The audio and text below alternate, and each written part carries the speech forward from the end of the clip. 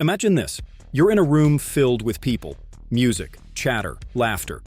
And there she is, the one woman every man in the room is eyeing.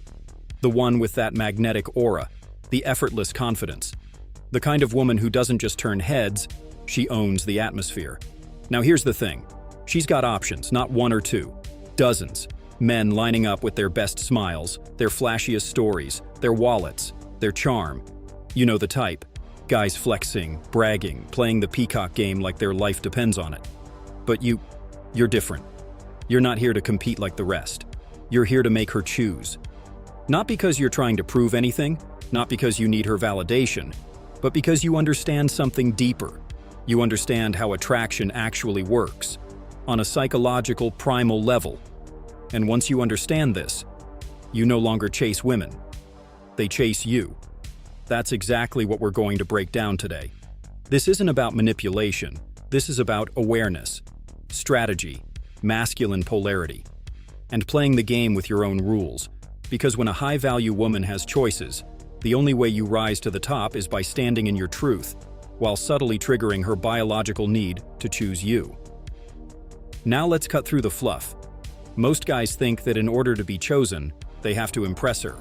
They go into what Strauss calls performance mode, like little actors auditioning for her attention. Look at my job. Look at my body. Look at my car. Look how funny I am. But here's the harsh truth. The moment you try to impress a woman, she instinctively places herself above you. And what's even worse, she feels it. That tension. That subtle neediness under your charm. It's like cologne made of insecurity. You can't see it, but she can smell it from a mile away. Women don't choose the best performer. They choose the man who doesn't need to perform. The man who has nothing to prove. The man who is so rooted in his own worth that her attention becomes a bonus, not a necessity. Think about the archetype Strauss called the natural. The guy who doesn't overthink every move, who isn't running mental scripts, who's simply aligned with his inner confidence. You'll notice something fascinating. Those guys often say the least and attract the most. Why? Because mystery is magnetic. Now here's something most guys overlook. When a woman has options, she's not comparing men based on who has more money or better abs. Those might catch her eye, but they won't hold her attention. What holds her is emotional tension. It's uncertainty mixed with desire. It's that delicious feeling of, I want to figure this guy out. So, how do you become that guy? It starts by flipping the frame. Instead of seeing her as the prize, you become the one she wants to earn access to. This shift is everything. Because when you change your internal narrative from, how do I get her to like me, to, is this woman aligned with what I value, you instantly emit a different energy. And women pick up on that immediately. It's subtle, it's unconscious, but it changes the whole dynamic. Let me give you an example. Let's say you're talking to a woman who's stunning. She's used to attention. She's used to men giving her free validation. If you walk in and start complimenting her like every other guy, you're reinforcing what she already knows. She's beautiful. She's desired. She's in control. But if you instead come in grounded, observant, and maybe tease her playfully about something most men wouldn't dare to call out, you interrupt the pattern. You disrupt the script she's used to. You create a new reality. That's what Strauss meant when he talked about negs. Light, playful disqualification. Not insults, not put-downs, but subtle shifts that lower her perceived value just enough to level the playing field. For example, she says, all the guys here are boring. You smile, lean in a bit and say, that's probably because you're too used to being chased. You don't really let men surprise you, do you? Boom. Now she's intrigued, maybe even a little annoyed. But you've sparked something, you've made her feel, and that's everything. Because while men fall for what they see, women fall for what they feel. They remember how you made them feel long after they've forgotten what you said. Let me give you another tool. Controlled detachment. Most men get reactive when a woman doesn't text back or takes too long to reply. They double text. They try harder. They get emotional. But a man who is chosen doesn't flinch. He has options. He has purpose. He doesn't orbit her attention like a lost satellite. He pulls her in with gravity. By being so damn unshakable that she has no choice but to wonder, why isn't this guy trying harder? What's so special about him? That's the seed of obsession, not desperate effort, but earned curiosity. This is something also echoed in the work of David Deida, author of The Way of the Superior Man. He explains that the feminine is magnetized by a man who is on his path, in his purpose, not bending to her whims, not changing course because of her emotions. A woman doesn't want to lead you. She wants to feel that you're already leading yourself, and she can join you if she's worthy. That's when she chooses you, not because you begged for it, not because you were the funniest guy in the room, but because she felt safe and challenged in your presence, emotionally secure, but never bored. Now I want you to imagine this scenario. You're at a bar. You meet a beautiful woman. She's clever, witty, confident. Most guys would immediately enter the game of try to impress. But you don't. Instead, you observe. You notice how she speaks. You notice that she laughs, but only when she's in control of the conversation. You notice she's testing you, so you give her a little test back. She says something like, "I always get what I want." You pause, lock eyes, and say, "That's a shame. The best things in life usually make you work for them." Now she's off balance. She's not used to that. But here's the magic. You didn't insult her. You challenged her, playfully, calmly, without breaking your grounded energy. And that's the moment where the dynamic starts to shift. She's no longer evaluating you like every other guy. Now she's intrigued, she's curious, she's choosing. And that's only the beginning. Now here's something nobody tells you, but every high-value man eventually learns the hard way. A woman doesn't always choose the best man on paper. She chooses the man who makes her feel the most alive. That doesn't mean chaos. It doesn't mean playing games until she's exhausted. What it means is unpredictability with presence, depth with lightness, masculine grounding with just enough chaos to stir her curiosity. Think about this. When she meets a guy who always responds the same way, always agrees, always nods, always compliments, he becomes emotionally flatline, predictable, easy, boring. But the man who challenges her perspective, who playfully calls out her inconsistencies, who can be completely warm one moment and unapologetically busy the next, that man becomes a story in her mind. And people don't remember facts. They remember stories, especially stories with unresolved tension. That's why mystery is so powerful. And why, when you don't give everything away up front, you become a psychological puzzle she wants to solve. Let me ask you something. Have you ever had a woman say, "There's just something about you"? That line, those exact words, are gold. It means you've bypassed her logical filters and triggered a deeper emotional resonance. She can't explain it. It's not your looks. It's not your money. It's not even your words. It's your vibe. And that vibe comes from being internally validated, not externally desperate. It comes from knowing who you are before you approach her. That's why one of the most seductive qualities a man can have is non-reactivity. It shows up in your body language, in how you respond when she throws a test, in how you smile when she's trying to provoke you, and you don't even flinch. This is what Robert Greene refers to as strategic detachment in The Art of Seduction. You're involved, but never controlled. You're present, but never dependent. You're interested, but never invested too early. She feels that. She tests you, maybe with sarcasm or a comment meant to poke your ego. And when you stay unbothered, smirking, maybe giving her a slow, curious look, that's when the power shifts. You're no longer another guy hoping to be picked. You're the man quietly signaling, "You can have me, but only if you're worth it." This flips her psychological script. Because now she's auditioning, she's trying to figure out what you're thinking. She's wondering if you actually like her, or if you're just enjoying the moment. And that question lingers in her mind like a song she can't stop replaying. Here's another angle most men ignore. Women don't just want to feel pursued, they want to feel seen. Not just for their beauty, but for the parts they usually hide. Their sarcasm, their ambition, their insecurities, their dreams. If you're the guy who notices those things and reflects them back to her with emotional intelligence, you become unforgettable. But you can't fake this. You actually have to pay attention. Not just to what she says, but to what she doesn't say. The way her eyes shift when she talks about her past. The pause in her voice when she describes a breakup. the small details that most men ignore because they're too busy trying to impress. When you lean in and you say you're over it, but something about your tone says otherwise, you create a pause in her reality, a little rupture, a little moment where she feels seen in a way that cuts deeper than surface attraction. That's when she starts imagining what it would feel like to be with you. Not because you gave her a pitch, but because you gave her an experience.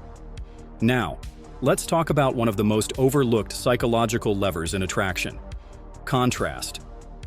If you're always high energy, always witty, always intense, she gets numb to it. But when you can shift gears, when you go from playful to serious, teasing to philosophical, flirtatious to grounded, you keep her guessing. Not because you're fake, but because you're full spectrum. That's the difference between a man who's one-dimensional and a man who feels real. A real man isn't just funny or confident or mysterious. He's all of it, and more. He's layered. And every time she spends time with him, she uncovers something new. A story from his past, a unique perspective, a hidden talent, a bold opinion, a moment of silence that speaks louder than 1,000 words. And this is what seduction truly is. Not tactics, not routines, but moments. Moments that make her feel something she doesn't feel with other men. Moments that make her question what she thought she wanted. Moments that whisper, "This guy is different." You want her to feel that choosing you isn't about deciding, it's about surrendering to a pull she can't logically explain. And that starts with the way you show up. Unapologetic, unpredictable, emotionally intelligent, playfully dangerous. You don't just walk into her life and try to convince her. You create such a powerful experience that the only logical conclusion she can draw is this: I don't want anyone else. Not because she needs you, but because she wants the version of herself that comes alive when she's around you. That's the key. She doesn't just fall for you, she falls for who she becomes when she's with you. And once you understand that, you stop chasing. You become the one who's chosen, every single time. Here's a truth that most men ignore, not because they don't know it, but because they refuse to accept it. Attraction is not a transaction. You don't get the girl because you did everything right. You don't win her over because you remembered her favorite color, bought her a drink, or said the perfect line. Attraction is emotional, it's primal, it's irrational. And the moment you try to control it through logic, you lose her. See, men operate in strategies, cause and effect, do X, get Y. But women, especially women who have options, don't fall for logic. They fall for emotional momentum. That's why sometimes the guy she chooses isn't the richest, best-looking, or most successful one. It's the one who made her feel everything. The one who could make her laugh, make her think, make her feel feminine, and challenge her ego. The one who didn't try to qualify himself. The one who made her feel like she had something to prove to him. And that, right there, is one of the most powerful shifts in masculine seduction, reversing the dynamic of qualification. Most men enter the interaction already trying to win approval, but the moment you shift into qualifier, everything changes. You're not trying to impress her, you're evaluating her, not from arrogance, but from genuine self-worth. You might say something like, "I love confident women, but I get turned off when confidence becomes entitlement." What's your take on that? That's not a line, that's a frame. A frame where you lead the emotional tone of the interaction. Now, why is this so powerful? Because when you subtly challenge a woman, without being confrontational, you create emotional friction. That friction ignites chemistry. It bypasses the surface level and activates what psychologists call emotional investment loops. The more she feels she has to earn you, the more invested she becomes in the outcome. That's human nature. What's easily given is easily forgotten, but what feels earned is treasured. This is why mystery emphasized the concept of value demonstration over value offering. You don't tell her you're interesting, you live in a way that makes her realize it. You're not talking about your achievements. You're weaving subtle stories about your life, your passions, your standards, and letting her draw the conclusion that you are high value. Let her discover it. Let her uncover it. Because when she discovers your value, she owns that realization. It becomes her truth, not a statement you're pushing. That's seductive. Now let's go even deeper. One of the most underused tools in male seduction is emotional agility. Most guys try to play one character, the funny guy, the alpha leader, the cool, calm mystery. But the most attractive men don't limit themselves to one mode. They shift with the moment. They can be teasing 1 second and deeply serious the next. They can flirt, but also open up vulnerably without begging for sympathy. That's what makes them real. And women feel safe with real. Not predictable, not robotic, not overly dominant or overly soft, but fully human. This kind of emotional flexibility amplifies sexual tension. Because now, she's not dealing with a character. She's experiencing a man in full expression, one who is capable of presence, leadership, playfulness, and depth. This is what causes emotional spikes. Those moments where her heart skips, her breath slows, and she thinks, "What is it about this guy?" It's the dynamic contrast that pulls her deeper. It's the unpredictability of your tone, your timing, your silences. Let's take silences, for example. Most men fear silence. They rush to fill every pause. They talk too much. They over-explain. But the man who can own silence owns tension. He's not afraid to just look at her, to hold eye contact, to smile and wait, because he knows the silence isn't awkward. It's charged. Women feel this deeply. In those moments, she feels watched, seen, held in your presence. And even if no words are spoken, her body is reacting. Her imagination is spinning. Her defenses start to melt. That's the power of masculine stillness. When you speak from that place, slowly, deliberately, with eye contact and calibrated tonality, you create space for her feminine energy to emerge. And here's the thing. Feminine energy thrives in response. When you give her that space, not rushing, not overpowering, not seeking approval, she starts to lean in. She starts to fill that space with curiosity, with emotion, with connection.